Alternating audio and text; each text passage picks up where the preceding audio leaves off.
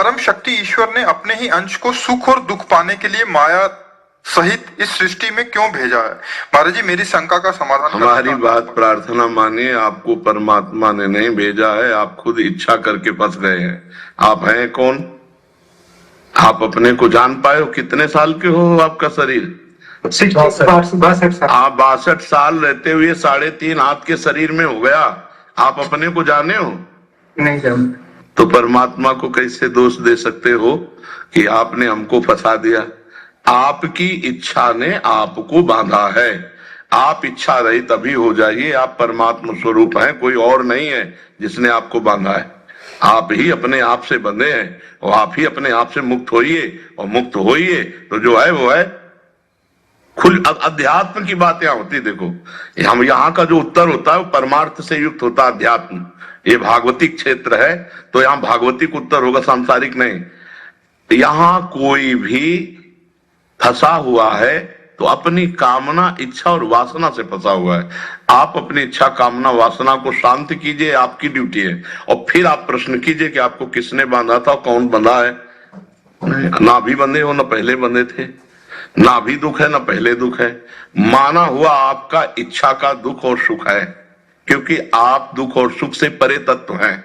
आपने अपने को अभी तक 62 साल में एक सेकंड भी बैठ करके नहीं सोचा कि आप हैं कौन। आप इसी देह के राग में भटकते घूम रहे। अब आपसे पूछा जाए आप कौन है, तो सीधा परिचय देह का देंगे। सीधा परिचय आप कहां के हैं, तो सीधा परिचय जन्म स्थान का, गांव नगर का देंगे, क्योंकि आपको बोध ही नहीं कि आप कौन है, आप कहां के हैं। अब हम फंसे हैं ना अपनी इच्छा में। हमारी कामना है तो हमारी स्त्री, हमारे पुत्र, हमारे परिवार हमें देह प्राणों से अधिक प्रिय लगता है, क्योंकि ये भोग स्थान है, इससे हम नाना प्रकार के भोग भोग रहे। ये बहुत प्यारा लगने लगा, और इतना प्यारा लगा कि मैं ही हूं, ऐसा भ्रम हो गया। अंतःकरण मैं ही हूं, जो मेरा मन मांगे।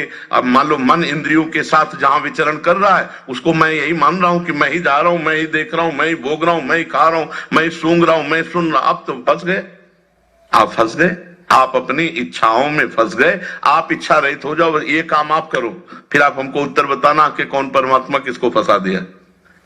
एक ही शर्त है, आप इच्छा रहित हो जाओ बस। आप कामना रहित होइए, आप इच्छा रहित होइए, गुरु की शरण में जाइए और साधना कीजिए और इच्छा रहित होइए। और फिर कभी अगर जीवित रहे हम, आप भी बता देना कौन आपने फंसाया है, आपको कौन फंसाया है, किस लिए फंसाया है।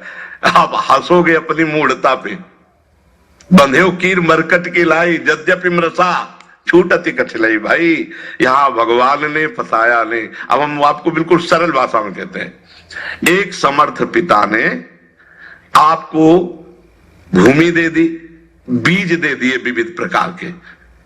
अब आप उसमें क्या बोते हैं आपकी पसंद है, जो बोएंगे वही आपको काटना पड़ेगा। बिल्कुल नीचे उतर कर बात कर रहे हैं। भगवान ने विविध प्रकार की भोग सामग्री, विविध प्रकार की वासनाएं रूपी भी, और ये भारत भूमि, कर्म भूमि भेज दिया अब आपको।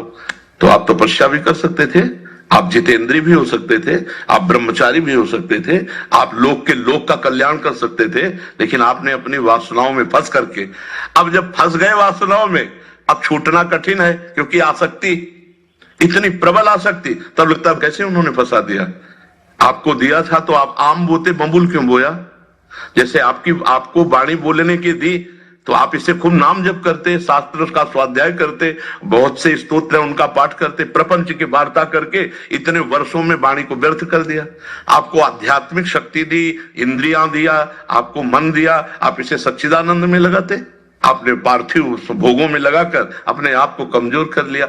अब भी आप अगर चेतना में आ जाओ तो अब भी अपने को मुक्त कर सकते हो। तितिक्षु ब्राह्मण को अंतिम समय बुढ़ापे में बात समझ में आ गई तो भगवान उसका गीत गा रहे, इतनी उच्च कोटि का उसका विचार बन गया। तो देखो सच्ची तुम्हें बता रहे हैं, किसी ने नहीं बांधा है, हम अपनी वासना और इच्छा में बंध गए हैं।